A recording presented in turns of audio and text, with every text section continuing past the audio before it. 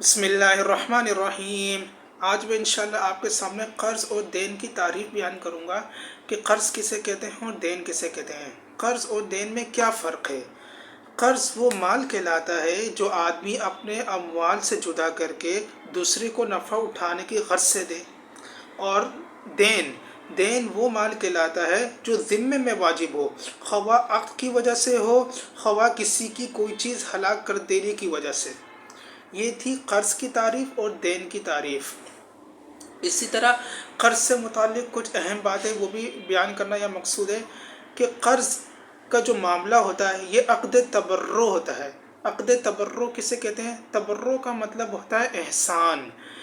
چونکہ یہ قرض کا معاملہ ایک احسان کا معاملہ ہوتا ہے، اس وجہ سے اس کو عقد تبرع کہا جاتا ہے۔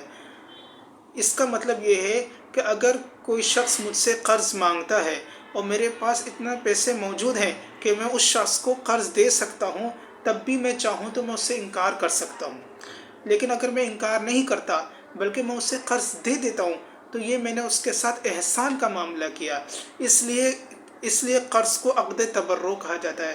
اسی طرح قرض عقد معاوضہ نہیں ہوتا۔ معاوضہ کسے کہتے ہیں کہ اگر میں نے کسی شخص کو قرض دیا اور تو اس کے بدلے میں اس سے کوئی چیز نہیں لے سکتا، اگر وہ اس کے بدلے سے کوئی چیز لوں گا تو وہ سود ہو جائے گا۔ مثال کے طور پر اگر میں نے کسی شخص کو 10,000 روپے قرض دیے اور میں نے کہا کہ بھائی میں نے آپ کو 10,000 روپے یہ قرض دے دیے ہیں اور انشاءاللہ میں 1 مہینے کے بعد آپ سے یہ 10,000 روپے لوں گا، اور یہ 10,000 روپے تو لوں گا ہی، ساتھ 100 روپے زیادہ لوں گا، تو 10,000 روپے تو 10,000 روپے کے بدلے ہو گئے، لیکن جو میں نے 100 روپے زیادہ لیے وہ کس کے عوض ہوا؟ تو وہ تو کسی کے عوض نہیں ہوا، تو وہ سود ہو جائے گا۔ یہی مطلب ہے کہ قرض جو ہے وہ عقد تبرع ہوتا ہے، عقد معاوضہ نہیں ہوتا۔ معاوضہ کا کیا مطلب ہے وہ میں نے آپ کے سامنے ایکسپلین کر دیا کہ اس کے بدلے میں ان سے کوئی چیز لے نہیں سکتا۔ اسی طرح تھرڈ پوائنٹ کہ قرض تعجیل کو قبول نہیں کرتا۔ تعجیل اجل سے نکلا ہے، اس کا مطلب یہ ہوتا ہے وقت۔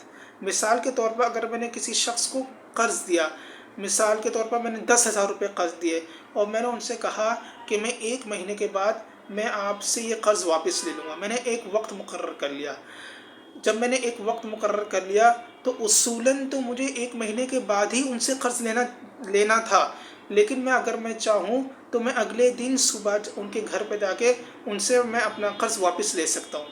تو میرا یہ معاملہ کرنا اخلاقاً تو درست نہیں ہوگا، اخلاقاً تو مجھے 1 مہینے کے بعد ہی ان سے قرض لینا چاہیے تھا، لیکن اصولاً میں ان سے وہ قرض اگلے دن ہی ان کے پاس جا کے ان کے گھر پہ جا کے ان سے لے سکتا ہوں۔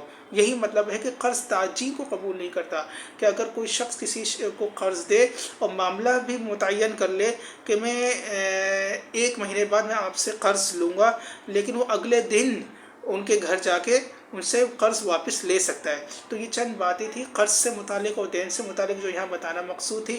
اللہ تبارک تعالیٰ سے دعا ہے کہ اللہ تبارک تعالیٰ ہمیں شریعت کے احکام کو سمجھنے کی توفیق عطا فرمائے۔ وآخر دعوانا الحمد للہ رب العالمین۔